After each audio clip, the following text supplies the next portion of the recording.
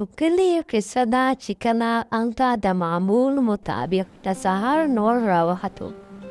دغه کلي کې توری نومې خر و چې د هغه مالک ملا نصرالدین و. سهار د خدای و نعمت. ستا خر خوره شکرې. زما خر تر ټولو قیمتي خر دی. هو زه یې باور لرم. هو زه پوهیږم. ملا نصرالدین به په خپل خر باندې ډېر ناز کوو. صرف به یې خلکو ته وی چې دا ډېر ښه خر دی. په ده به یې ډېره سودا د بازار نه وړه راوړه، خو چېرته به یې هم د ده خیال نه سات. ماسوتن به یې بغیر د ګیانه په وجل کې پرېښود. هم په دغه کلي کې ماشومه ګلالۍ وه چې هغې دا نوټ کړې وه چې ملا نصرالدین د خپل خر خیال نه ساتي او سامان په ډېر وړي راوړي. یوه ورځ ملا نصرالدین په تادۍ کې بازار ته لاړ، چې واپس راغی نو ګوري چې خر یې په وجله کې نشته. توري چیرې یې؟ دې سره هغه ورخطا شي او د خر پلټون شروع کړي. توري چیرې یې؟ زما خر دې لیدلی دي؟ نه صاحب.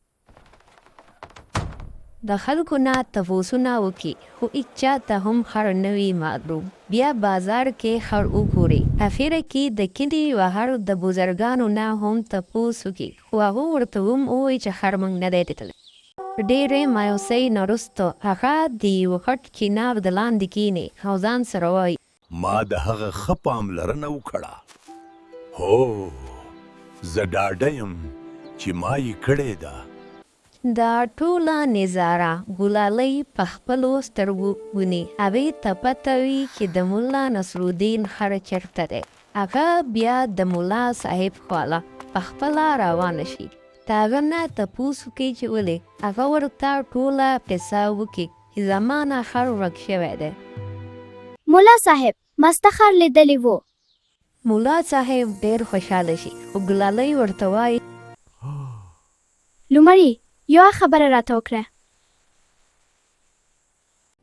آیا ته پوهېږې چې ستا خر هره شپه ژاړي؟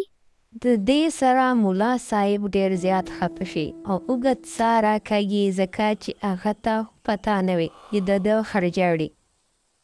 تاسې ویل چې هغه قیمتي و، خو قیمتي شیان باید په رښتیا سره پالل شي.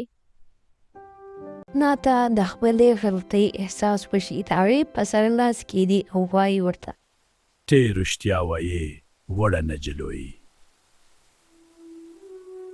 بیا ملا صاحب د ګلالۍ لاس په لاس کې واخلي او دواړه د خر په تکل کې روان شي.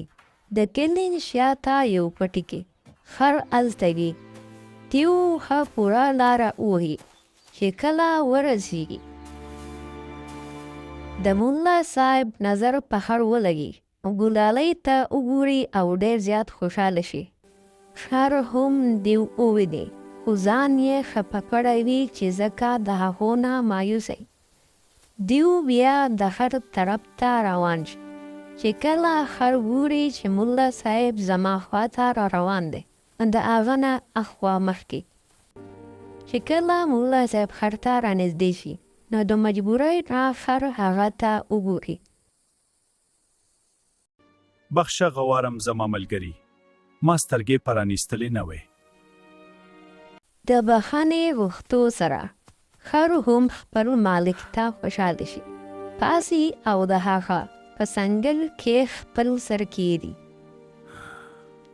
دا ټول منظر ګلالۍ د لرې نه اینې او په زړه کې خوشحاله وي. ولې غلې وې؟ ولې مو چارل؟ زه غوښتل چې وګورم چې آیا تاسو په رښتیا سره حقیقت لیدلی شئ. د دې سره ملا صاحب مسکی شو او ګلالۍ، ملا نصرالدین او توری خر د دغه زینه د کلي په طرف باندې روان شو. چې کله د کلي ته ورسېده نو ماښام شوی و.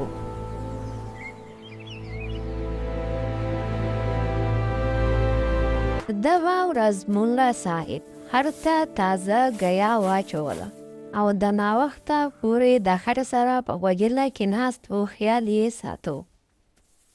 بل طرف ته ګلالۍ د خپل کور فکر کوي ناسته وه او اسمان ته یې کتل، ښه مطمئنه وه. دغه شان چې کله بیا سهار شو، د معمول مطابق ملا صاحب او خر بازار ته لاړو. ملا صاحب به بیا په هر کم بار وړو، د هغه د طاقت مطابق.